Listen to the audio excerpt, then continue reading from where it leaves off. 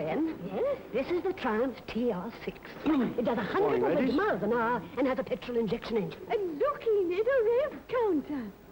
Tachometer, my dear. Excuse me, but the Triumph 1500 has an 8-light warning system. And such deep, perforated seats. Ventilator, Gwen. That's nice. The seats are perforated in the 1500, and they can adjust to 81 different positions. That's sensible size of boot. But the Triumph 1500 has a 13 cubic foot boot. We'll take the TR6. The TR6? It's not for us. It's for our little nephew. Oh, your nephew. That's him out there. And now we can talk about a trade-in. We are your Triumph dealer. We believe in selling individual cars to individuals.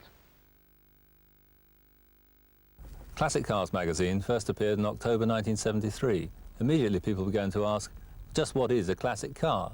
The idea that you could be interested in relatively recent obsolete cars instead of just the latest models or veteran and vintage machinery was quite new.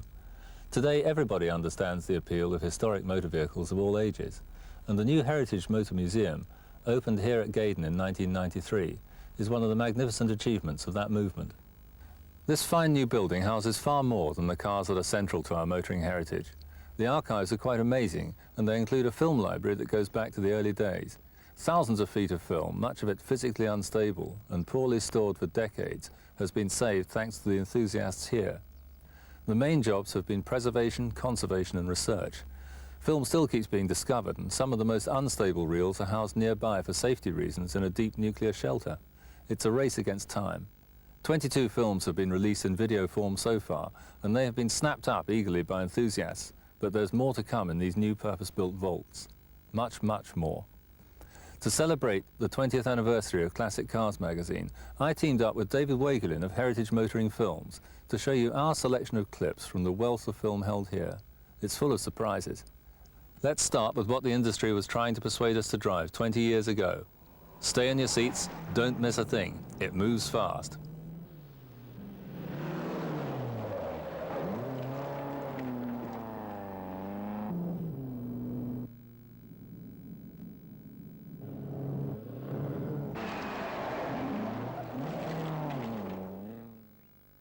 The Morris Marina is a beautiful car.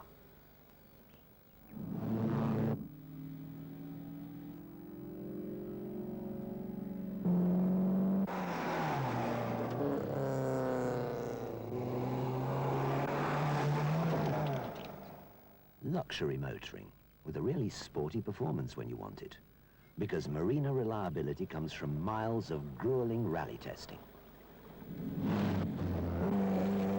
Morris Marina, beauty with the brains behind it.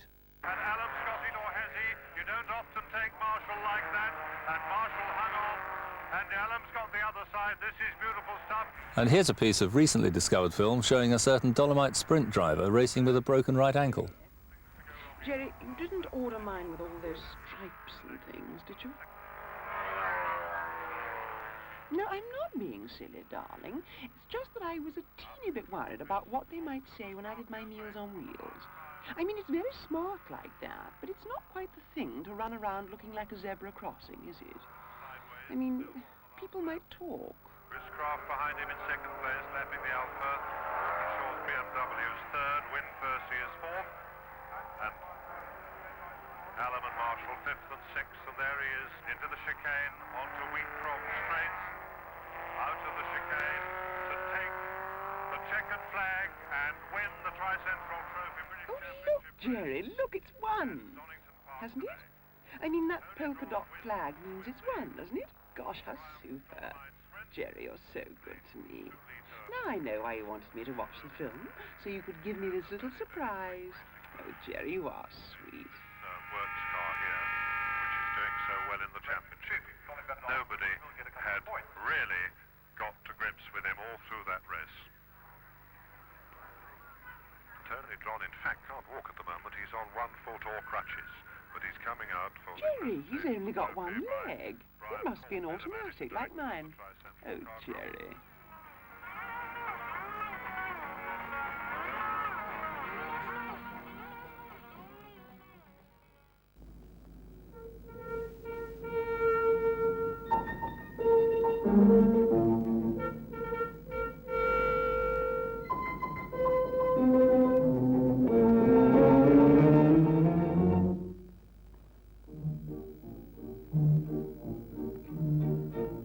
Here is a familiar sight along the highways and byways. The Austin 7 on tour. But all 7 users are not so carefree. Just watch the hustle at the pits at Brooklands, preparing the mighty Atom for more strenuous work. They're off. Crack drivers and crack cars lap the famous track at incredible speeds. The Atom sweeps by at over 100 miles an hour. A big crowd attends the famous hill climb at Shelsley Walsh, and there's something worth watching. I've a hunch we may find a brace of Austins straining at the leash. What did I tell you? Watch numbers 6 and 7 as they rapidly corner on this steep gradient.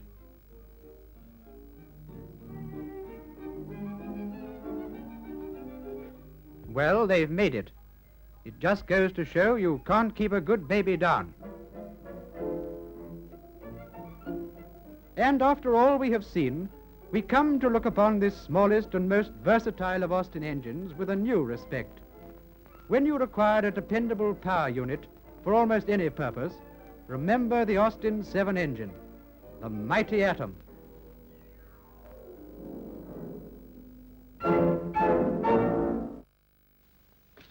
Life has many things to offer. One of them is the Triumph Spitfire. To the callow, impatient youth, this machine offers the polish of responsibility. To the man who's lived long and well, it offers a respite from boredom. Yes, life has many things to offer. Get one.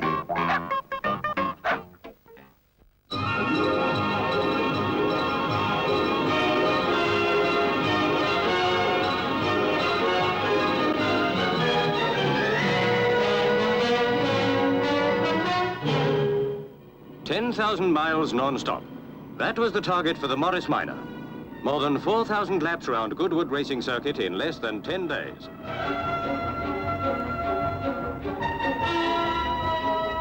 Hourly reports radioed direct from the test car show that engine and chassis are standing up well to the strain of the most rigorous endurance test ever devised for a small family car.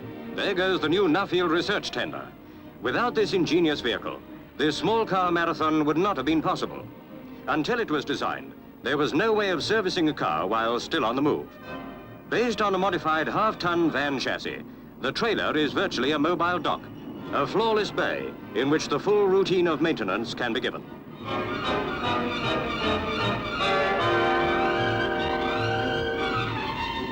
Refueling is only one of the tender's duties. Among others, it enables the test car crew to be changed at regular intervals during the 222-hour continuous run.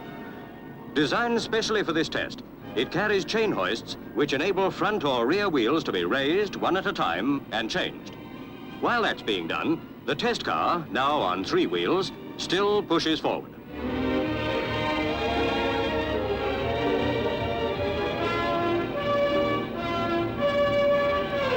Engine, gearbox, transmission, all can be inspected while the car's in motion, and all oils changed in accordance with normal servicing practice.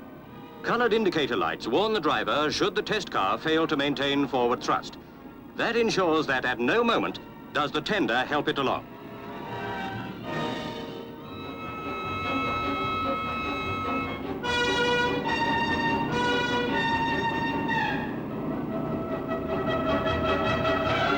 It's a down-to-earth test, all right. The continuous cornering of the Goodwood circuit is a test in itself. Thank you, Abel. Your mean speed to date is 45.5 miles per hour. Fuel consumption, 43 miles per gallon. Oil consumption, 7,000 miles. At the end of a grueling 9 days, 4 hours, the Minor reaches her 10,000 miles non-stop. An outstanding achievement.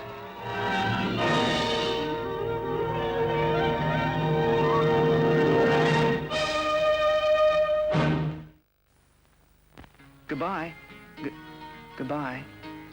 I was sure scared that first day, till me and my MG midget made some friends. Elka, Paula, oh, and Bonnie Jean. My MG midgets sure helped me have a lot of good memories. But old friend, it's time to move on to greener pastures. We've just been accepted in the School of Nursing.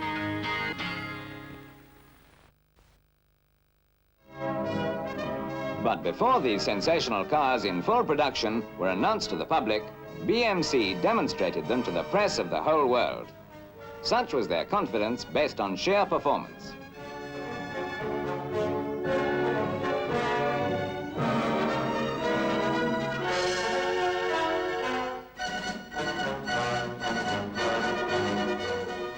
World-renowned motoring correspondents inspected the babies thoroughly. Men like Paul Frère, Belgium, Robert Braunschweig, Switzerland, Werner Kroll, Germany, Bernard Caillet, France, and British correspondents like Harold Knockhold, Maurice Smith, Basil Cardew, Tommy Wisdom were intrigued with the compact new engine layout, the novel suspension system, the astonishing roominess of the interior, and every aspect of the new car. These motoring correspondents took the new cars and drove them and saw for themselves how the clever suspension and the new engine position gave them a spacious car with such a wonderful ability to hold the road that they were a zippy joy to drive.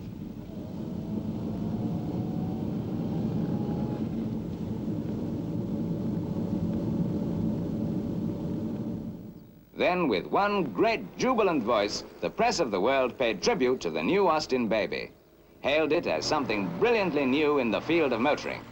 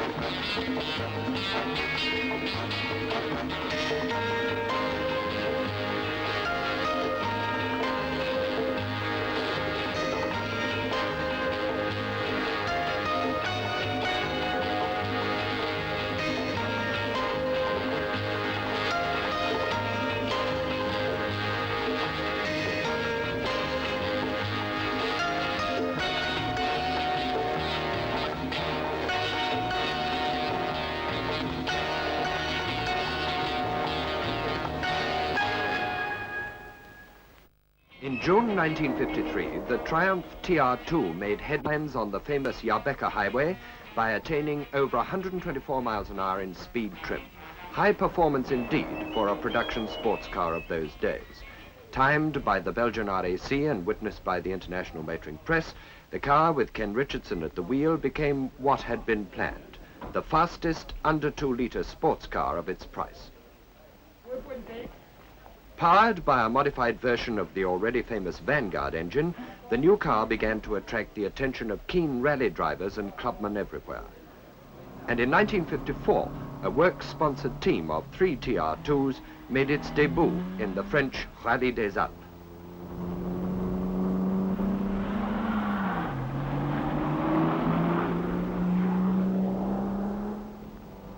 Recognized as one of the toughest European events, the route of 2,200 miles led over the mountains of France, Italy, Austria, Germany, and Switzerland.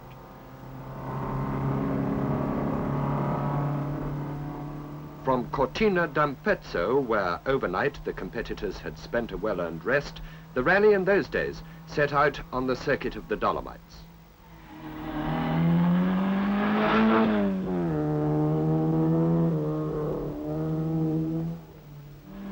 The struggle for seconds in the Alps is probably the most rigorous test which driver and car can undergo, and the constant strain on gearbox, transmission and brakes is as unending as the serpentine roads themselves.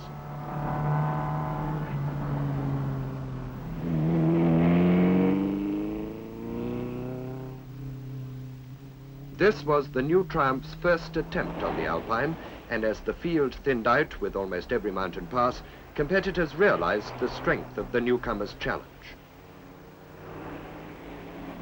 Against a time schedule calling for the Alpine's average speeds, there's little time for competitors to concentrate too much on the beauty of the mountains. Of 82 starters, less than 40 were still on the road, and the majority of them were in various degrees of trouble.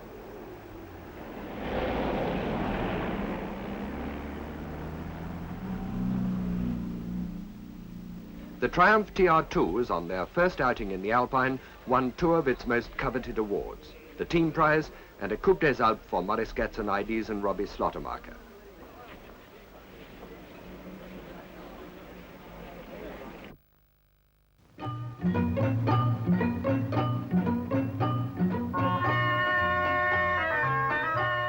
Space.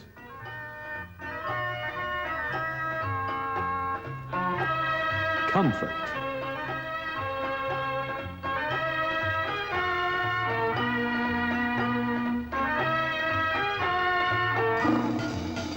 Elegance.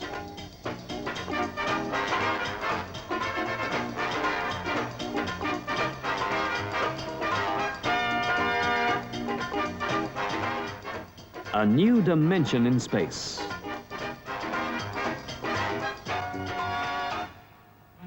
A new meaning of comfort. The classical interpretation of elegance. Plus power. The power to go.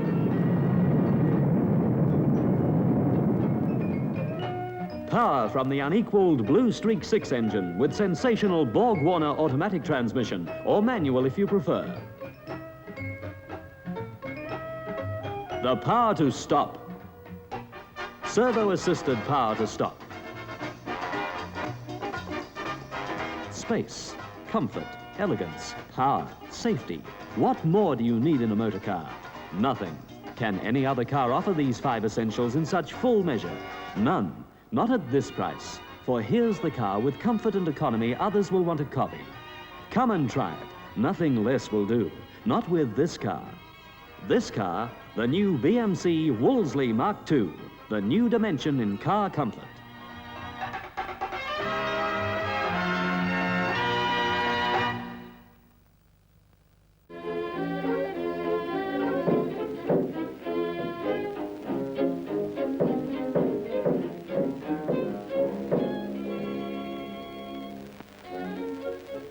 And after that, we gave the old stager a trial by fire. Petrol was lavishly poured all over the engine and the body and purposely set alight. This picture, incidentally, will give you a good idea of the effectiveness of the type of fire extinguisher that you can carry on your own car.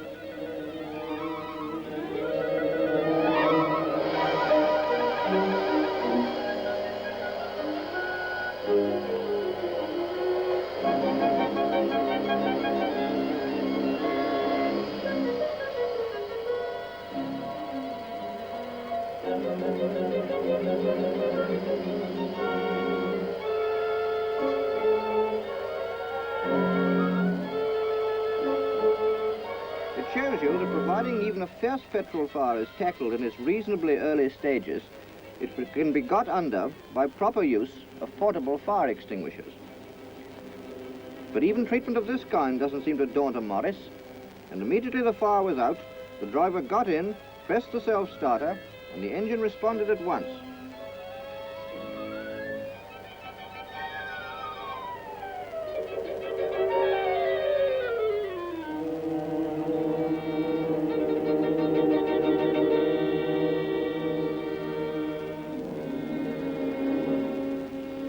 Next, in search of still fresh fields to conquer, we tried to see what would be the result of running the car through a brick wall.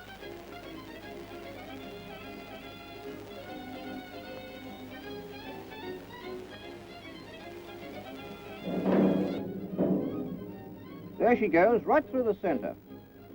Well, we don't expect cars to stand up to that kind of treatment, but this one nearly did.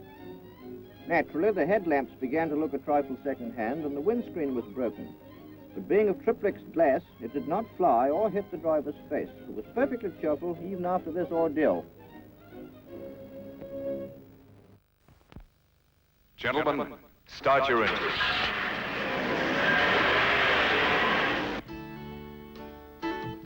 The Mini may not win at Bathurst like it used to.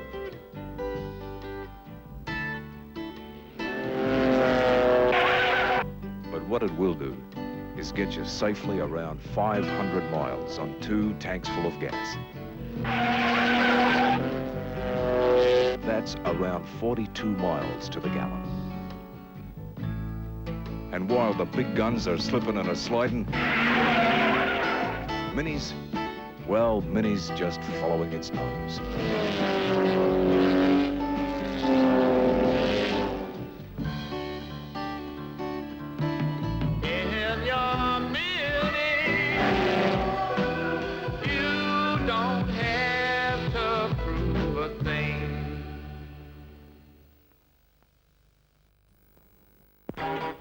In the beginning, sports cars were only for the very rich. But after World War II, along came MG, and the not-so-very-rich discovered it.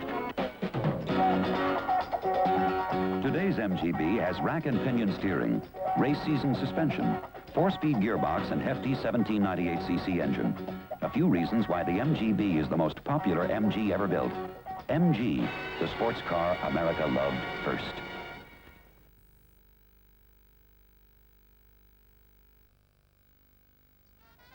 Way back in 1922, Kimber, whom Morris had installed as manager of the old Morris garages, had taken standard Cowleys and Oxfords and hotted them up for competition use. The cars were called after the firm, MG, Morris Garages.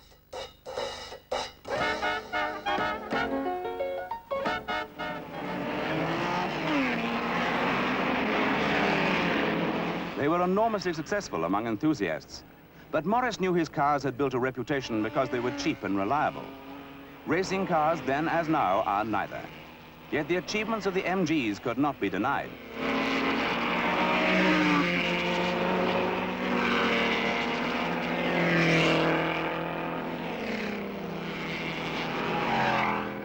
In the event, Morris relented and cut the apron strings. MGs were given their own factory near Abingdon, where they were to develop their own distinctive breed and mystique.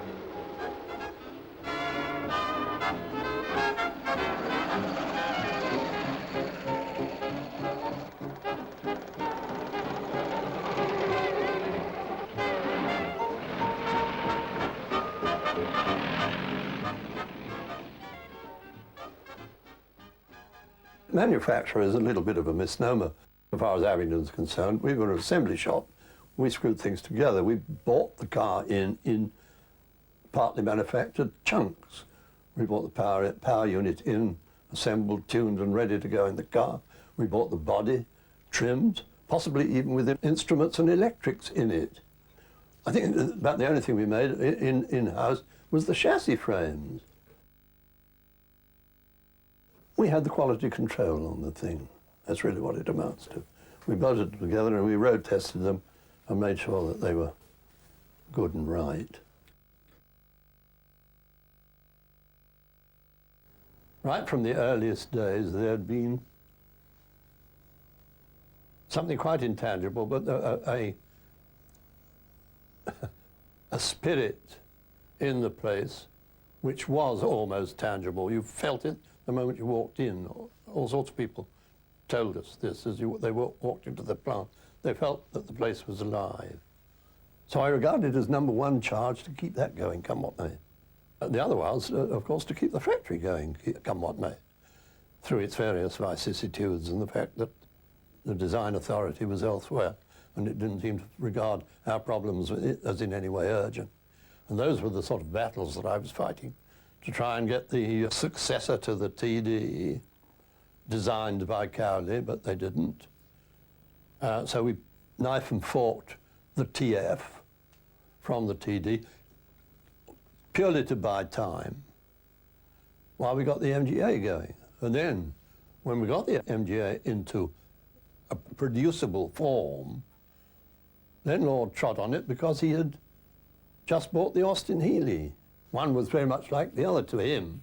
They're both 2 sports cars. He wasn't going to be in business making 2 sports cars. But during the ensuing couple of years, pressure from America was such that he had to change his mind and give us permission to go ahead.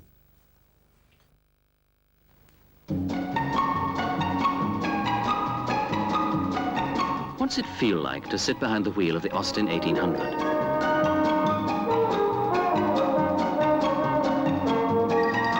it's all kinds of feelings. Space, for example, it's all around you. Power. You feel that from the 90 miles an hour thrust of the transverse engine.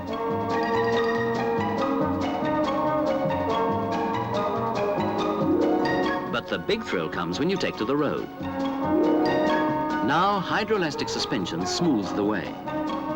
And front-wheel drive really grips the road. Ask for a free trial run in the Austin 1800. Enjoy the big car feeling yourself. In 1964, a new Rover BRM was built to face the rigors of Le Mans. Again, Graham Hill was at the wheel. But this time, during practice, the car's engineers were concerned with more than completing the course. They wanted this achieved with the rate of fuel consumption halved. Basically, the gas turbine engine takes in cold air, compresses it, and adds enough energy through the fuel to transform the air into a searing blast, which eventually drives the windmill-like power turbine. In turn, the turbine drives the car's wheels, and the hot air, now in the form of exhaust gas, is lost into the atmosphere. It is this loss of energy which costs so much in terms of fuel consumption. It's the method by which that energy can be recovered that exercised the abilities of Noel Penny and his team after the '63 Le Mans. Although this problem was solved with the '64 car, it was withdrawn from the race. There was simply not enough development time to guarantee a repetition of the 1963 single-entry success.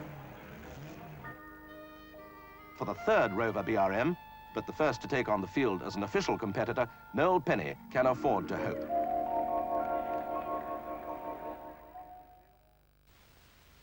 Wow! Meet BMC Mini Moke.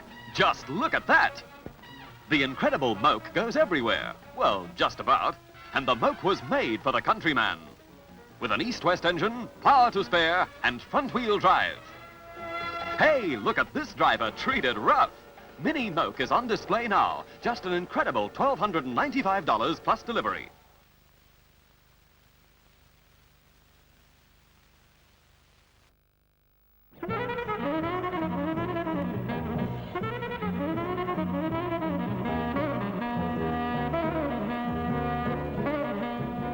H21, G52, JS77, H15. These are numbers to which the average person would attach little importance, but to British Leyland engineers, they are the identification of vehicle crash tests.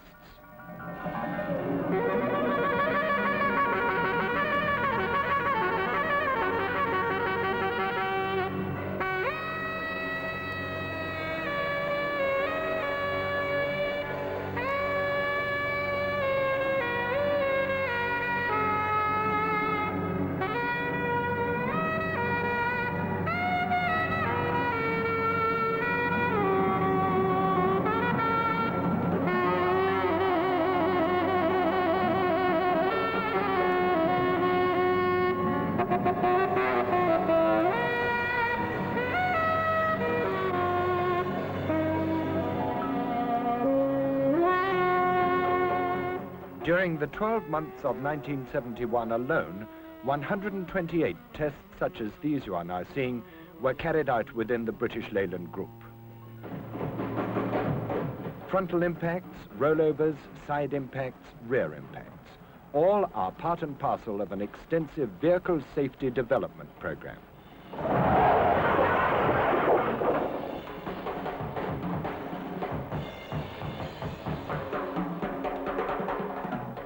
Costs are staggering.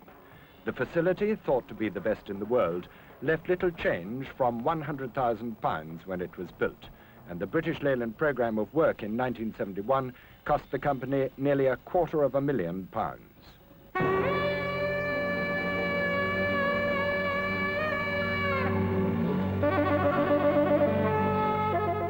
With the car population rising to 26 million in the 1980s, and a grim prediction from the statisticians that children born now will be involved in at least one vehicle accident in their lifetime, manufacturers agree that safety plays a vital role in the design and development of future vehicles.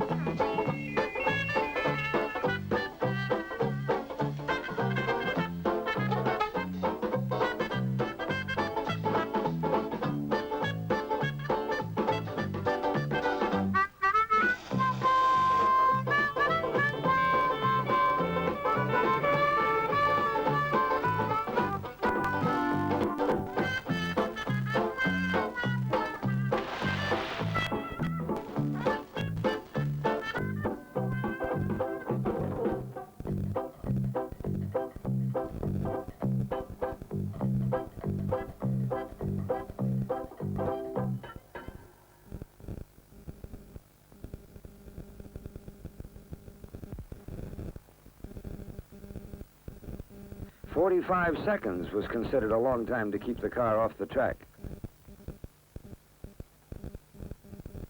They'd rehearsed their roles over and over before the trial, worked out the exact position of every man, and knew to a second how long each operation should take. No one got in anyone's way. Nothing was overlooked. Motor, gas and oil, tire pressures, wheels. Careful records were kept of fuel consumption and the number and kind of adjustments made.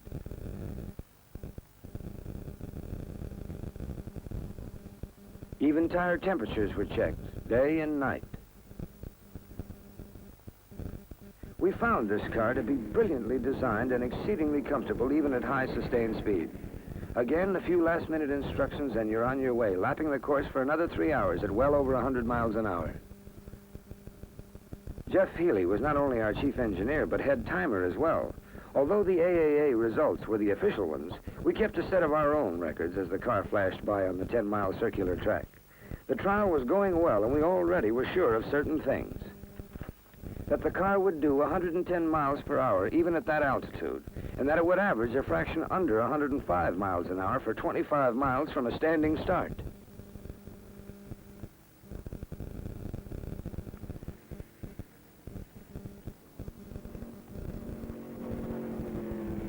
People have asked what we were thinking about out there during the long grind.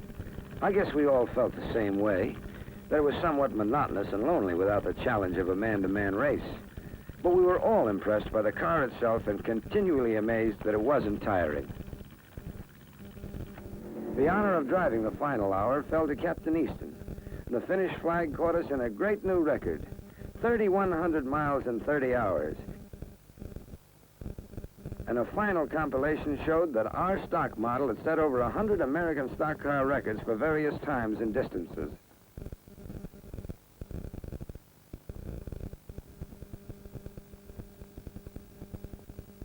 Donald Healy's smile of delight was a reflection of how all of us felt. I'm home, Sugar Plum! Quick, the window! Darling.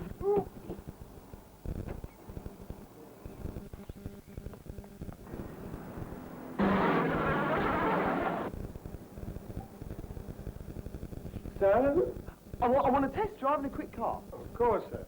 Perhaps the high-performance TR6. Yeah, smash it. Or maybe the Triumph Spitfire. Any fit. Perhaps, in your case, a closed car. The Triumph 1500 GT. Let's go.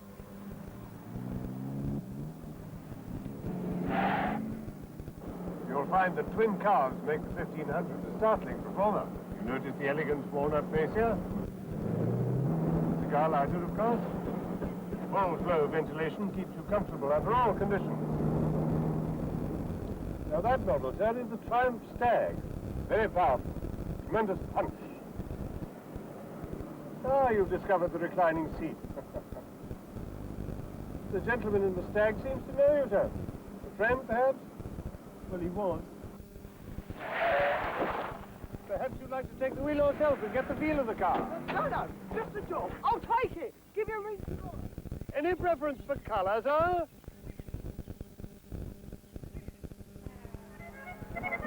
Don't let them tell you the French just have coffee and a roll for breakfast. Chicken and wine, and it's 8 o'clock on a Sunday morning. Sunday morning, as it should be, at Le Mans.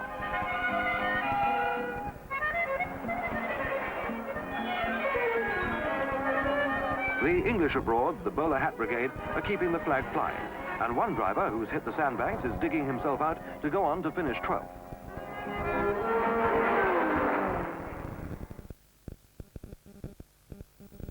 Why is an Austin A40 the best-looking small car in the world? Because the Austin A40 is not just a luggage boot tacked onto a car. The Austin A40 makes the luggage boot part of the car, giving you this much room when you need it. You can't put a baby into a luggage boot, but you can put a baby, in fact several babies, in the back of an Austin A40. And with the rear seat up, you can take bigger babies with equal ease. The Austin A40 is powered, really powered, by the same record-breaking engine which is fitted to the Austin Healey's Sprite. See your Austin dealer, where you can get into an A40 and out of the ordinary.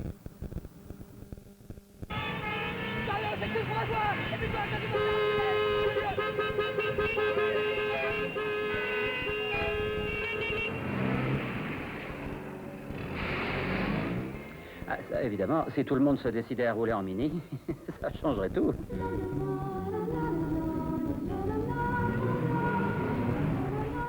Comme la mini prend pas de place, on circulerait mieux. On se faufilerait partout. Je dis bien partout. Bien sûr, les pompes à essence seraient un peu moins fréquentées. Et puis on se garerait plus facilement, bien entendu. On partage? Peut-être même que ça coûterait moins cher. Et puis surtout, ça rendrait les gens plus aimables. Non, la Mini, c'est la grande solution au problème de l'automobile. Allegro, the new driving force from Austin. If you'd like a nice quiet run in the new Austin Allegro, pop in and see us for a test drive.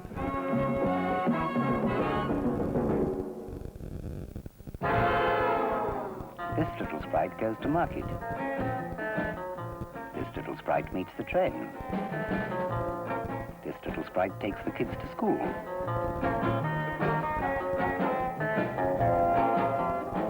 Need a second car? Buy the one they race. Sprite, friend of the family. You'll get up to 30 miles per gallon on Parker's Road for Sunday. You'll get sports car handling and the safety of fade-free disc brakes.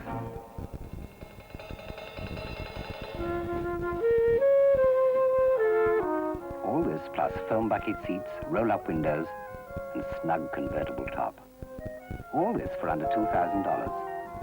All this is Sprite, the lowest priced true sports car.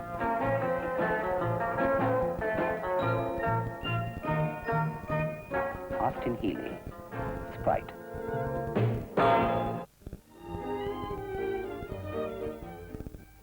Into the chassis, the engine and gearbox are carefully fitted. Special in every detail of design, but nevertheless the product of the same skill and experience that goes to the building of your own dependable car.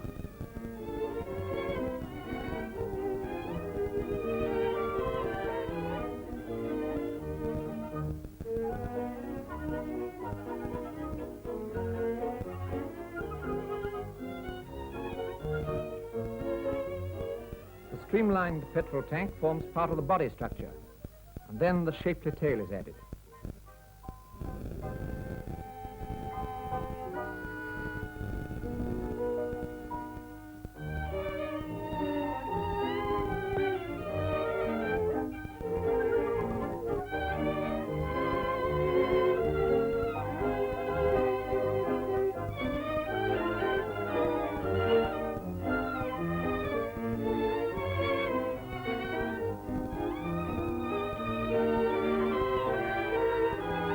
At last, with the bonnet in place, the Austin 7 Special becomes recognizable as that great little car, that miracle of steel on wheels, which has contributed so much to the interest of motor racing in all the leading events.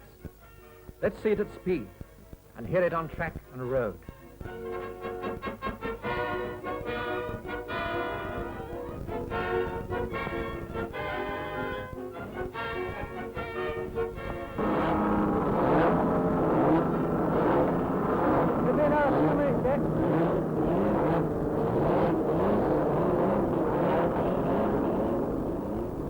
All the crack drivers, all the latest and fastest cars compete in the many events that are run off each racing season at Brooklands, the world's first motor racing track.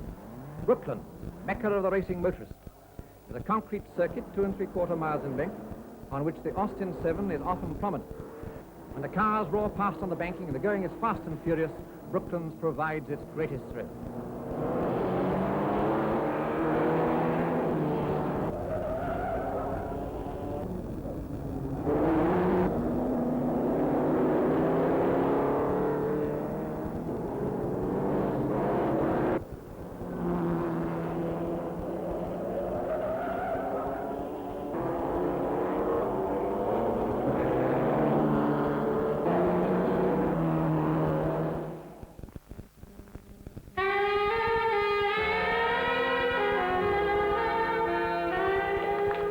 Gentlemen, the moment you've all been waiting for.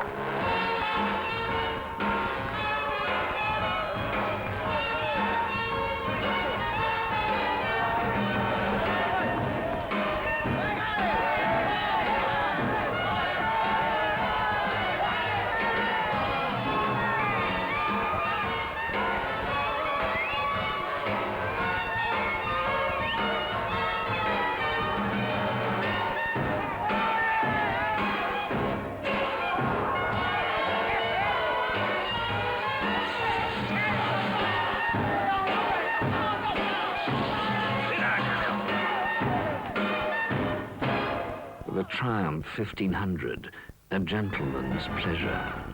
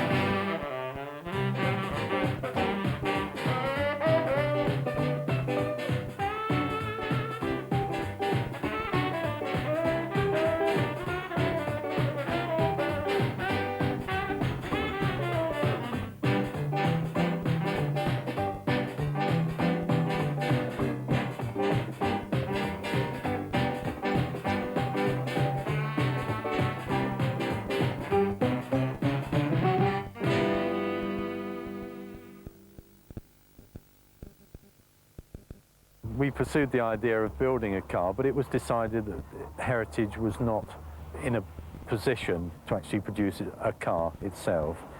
There will be difficulties within Rover of one of its companies producing a car. So for that reason it was shelved. We do the complete body shell for the RV8. We ship it to Cowley for final assembly, paint and final assembly, and the body that leaves here is prepped, ready to go directly into their paint shop with no other work on it.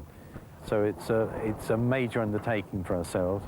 We also have reintroduced for the RV8, but they will also be usable on earlier MGBs, the main front cross member to which all the front suspension is attached, the gearbox cross member, the pedal boxes, window winder regulators, so a number of things that will have benefit the Heritage MGB, if I can call it that, as well as the latest RV8.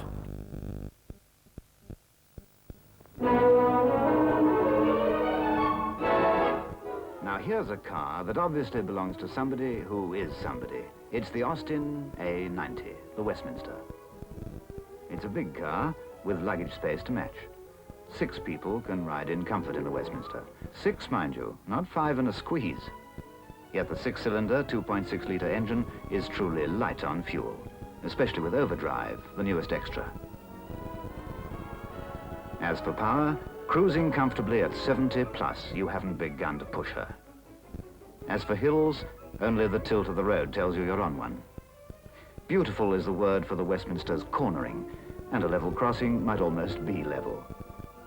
No wonder the Westminster is the car that so many people are so very proud to own. Austin, you can depend on it.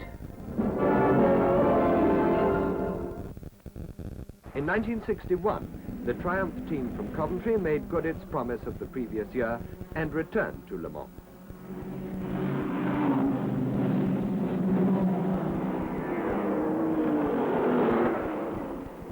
The improved Triumphs, now designated TRS, with twin overhead camshaft 4-cylinder engines of 1985 cc's, developing 150 bhp, were approaching speeds up to 140 miles an hour on the Mulsanne Straight. With a target average of 91 miles an hour, the Triumph drivers were gaining handsomely by lapping steadily at 101. During the 24 hours, each driver meets his partner for but a few brief moments during their changeovers, hence the hurried exchange of technical information. At Tertre Rouge, fortunes can change in a fraction of a second, and the leading Cunningham Maserati is out of the race when lying fifth. A sad blow for Briggs Cunningham, whose Le Mans efforts seemed to win little more than admiration. Ill fortune, too, overtook the North American racing team when their Ferrari succumbed to the terrific pace set by the Rodriguez brothers. After 22 hours of desperate struggle against overwhelming odds, it was a bitter disappointment for the young Mexicans, for they were making up just enough time for it to have been possible to win. Sterling Moss, too, knows how it feels to have been beaten by misfortune.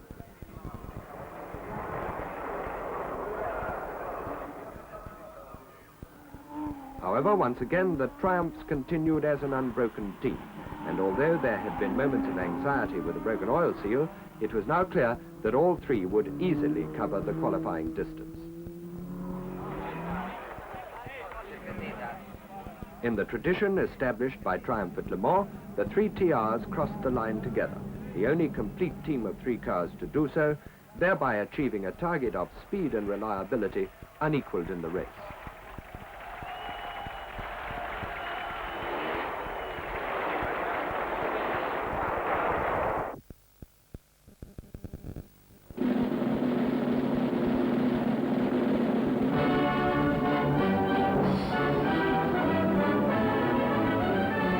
Something different, something exciting.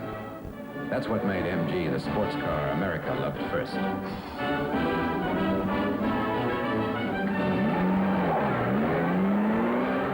MG, still one jump ahead.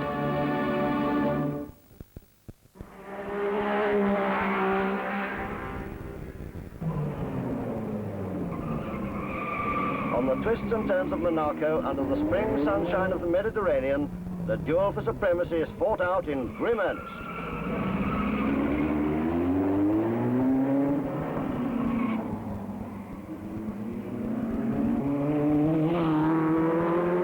And then, Flockhart's BRM is out.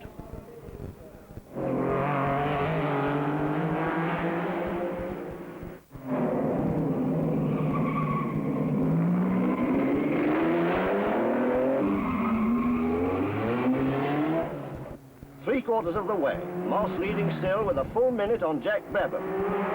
Brooks now in third place, but a long way behind the two leaders, although gaining time every lap.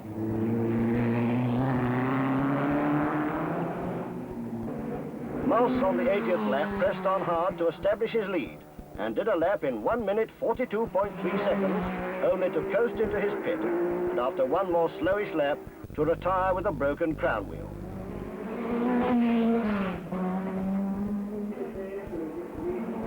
Brabham now in the lead.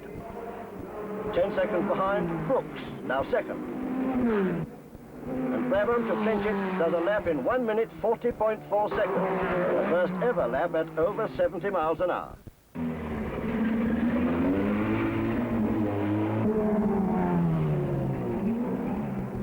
Brooks struggling on, but fighting illness in the cockpit and holding his second place. Even without that misfortune, he couldn't catch Jack Brabham, showing the form for the season by winning in the Cooper Climax.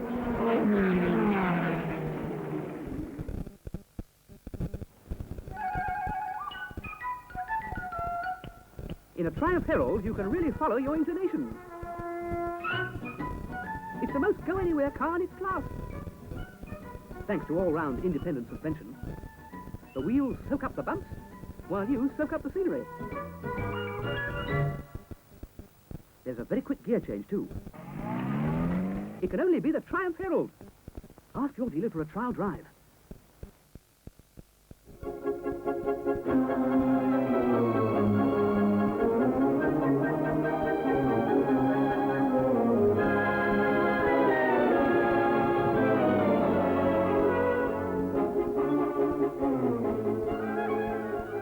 This car will soon leave the works and go out into the world. The test driver's report will be filed away for many years to come, part of the pedigree certificate of a thoroughbred. For every Rover product is a thoroughbred in the true sense of the word, the outcome of the consistently high standards of a long lineage and the detailed care of today's grooming.